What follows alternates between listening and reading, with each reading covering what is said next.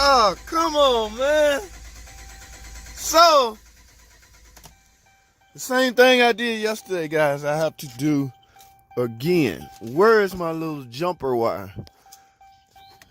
All right, guys, here we go. All you got to do is have it on here long enough to get the fuel pump to run, okay?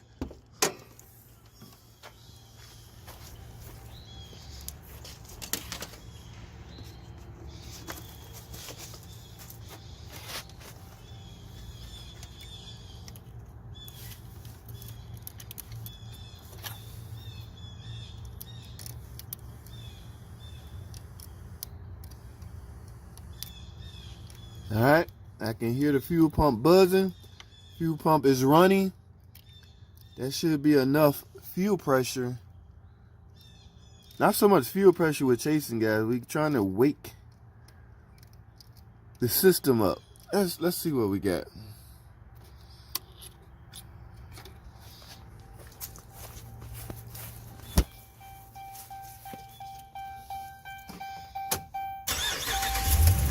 Yes.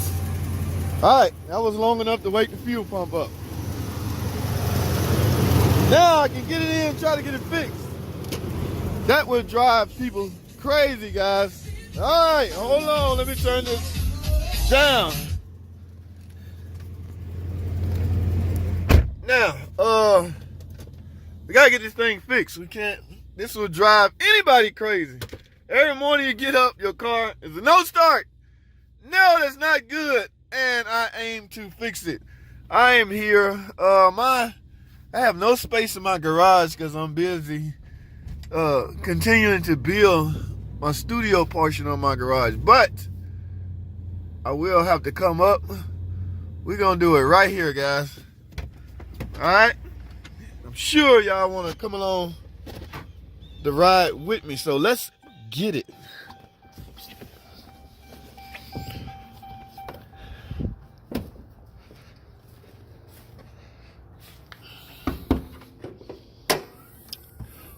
All right, where we at? Where is my tools? Yes, I did have to bring some tools home. Quite frankly, some electrical tools. Let's see what we got. Let me show y'all what I got, because I'm going to run through this fairly quick, guys. Fairly quick. Yes, need my soldering, my heat gun to heat the heat shrinking that I'm going to use. Here is... I haven't decided yet which harness I'm going to use. That is a harness that will work. This one is already together, so I might end up using this one. It's already wired together. This one I got to build, but I have to charge accordingly, guys. Just ain't no way around it. Okay, and of course you need solder in order to solder. All right, the rest of it is clips, wiring, and repairs, guys. Let's get it. First thing first.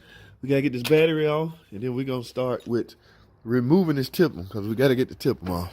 All right, guys, first things first, we got to get this 13mm nut off of here, because we have to simply remove the tip-em. It has to come out of its shell. All right, now, guys, let's get the two connectors we will be working out of. This 50-way connector is black, and this 40-way connector, which is kind of tannish. All right, we have to remove both of those. These are the two connectors we will be working out of, okay? Now, as far as this 50-way connector, we're looking for cavity 40. But keep in mind, guys, my wiring harness is already wired and color-coded. I'm merely going to match color of wiring, all right? Blue go on blue, pink go on pink, and brown go on brown, all right? So let's start with this 50-way connector. It's black. We're looking for cavity 40, which is a brown wire, all right? Let me remove some insulation off of these wiring. So because I have to connect these to the actual tip-em harness, all right? Again, guys, we're working out of the black connector first. Cavity 40, it's a brown wire. We just got to snap it, cut it, all right? And we're going to have to strip away, because I will be matching it with my brown wire out of my harness. Now, this 40-way connector, we have to remove that cover, because what we're looking for is a black and orange wire, all right? We got to cut that out and match it with my blue wire. Now, last but not least, guys, this is a pink and kind of a greenish color. But let's cut this out right quick so y'all can see this. All right, now I cut that away because I will have to match it with my blue wire. All right, now here's the last one. It is pink and light green, guys. I'm gonna put pictures at the end of the video because I'm going through this fairly quick. Now I will not cut this wire. I will merely splice in the middle of it. I will go in line with this wire. So what I do, take my wire strippers and strip right there in the center like that. Okay, because I have to take my pink wire and wrap it around now. Make sure you get good connections, guys. That's why it is important that you use solder to make the connection. All right, now what we're gonna do is solder all three of these connections, guys. Make sure you put a piece of heat shrink tube over it before you connect them.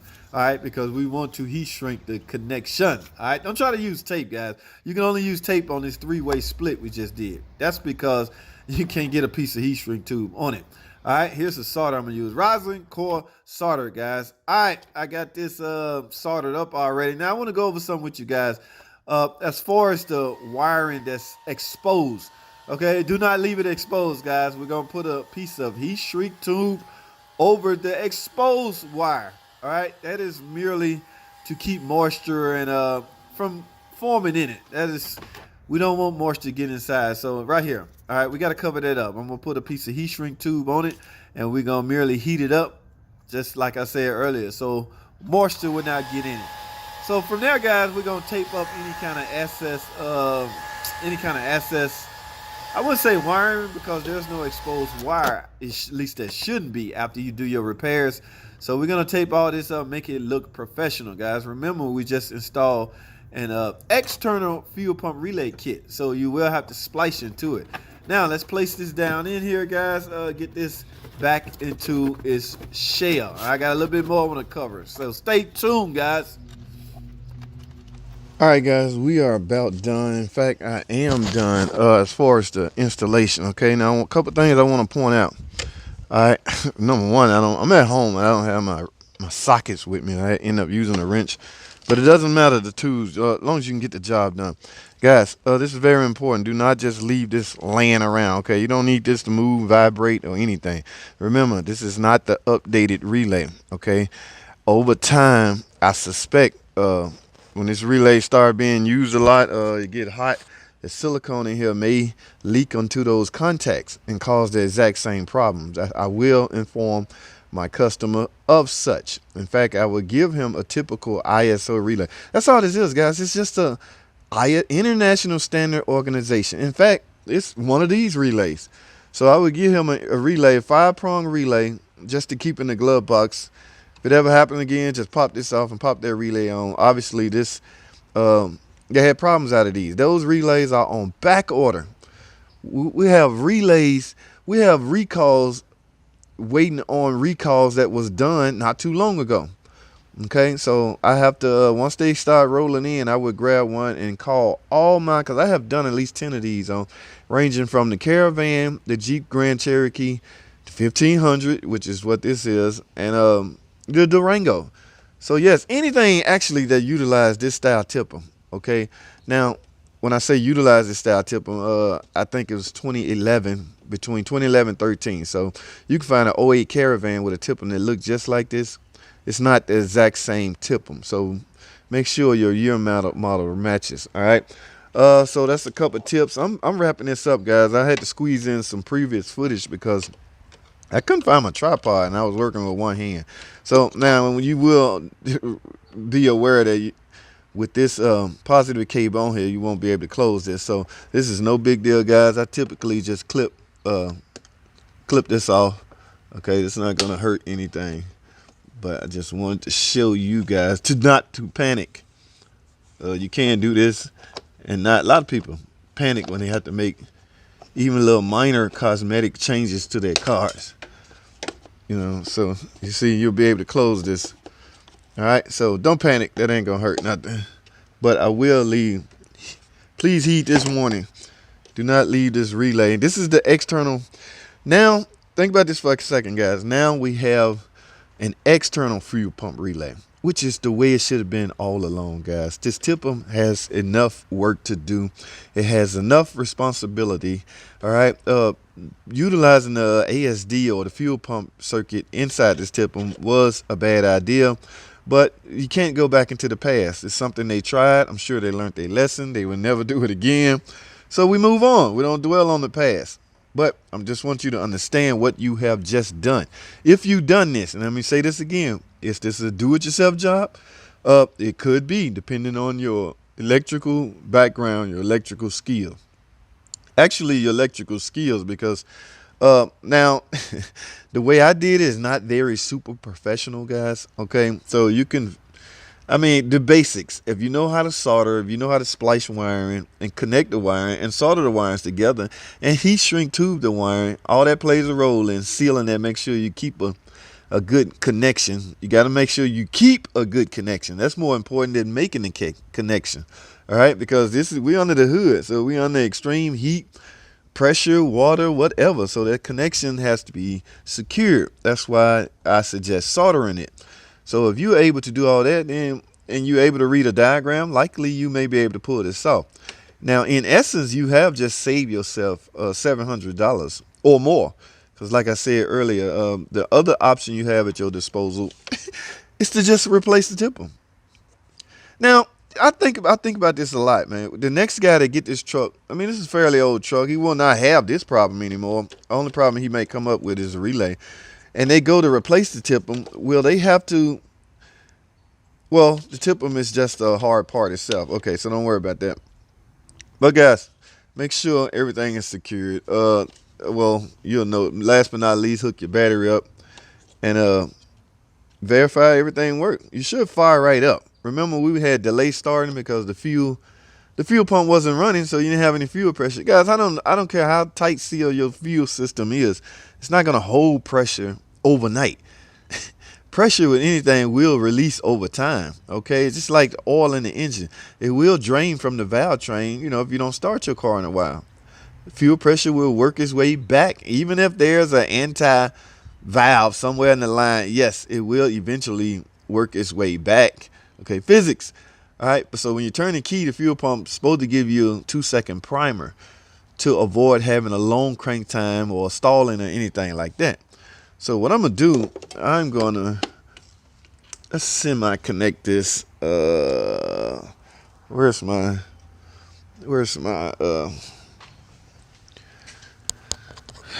where's the pliers that I use? I forgot my 10 millimeter. I forgot everything, guys.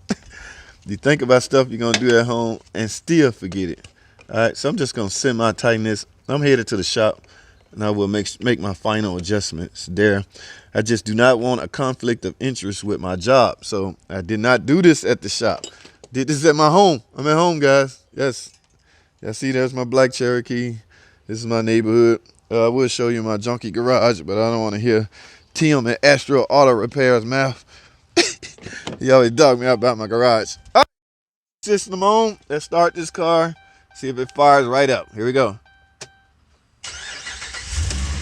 Y'all hear that? Ta-da! What we do this morning? It's because we had no fuel pressure. Uh-oh. Y'all hear that, guys? Listen to that. Y'all hear that ticking noise? Not a ticking noise.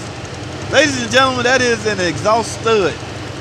I will run that by him and see if he want to get that fixed. If he do, we have some more content coming up. All right?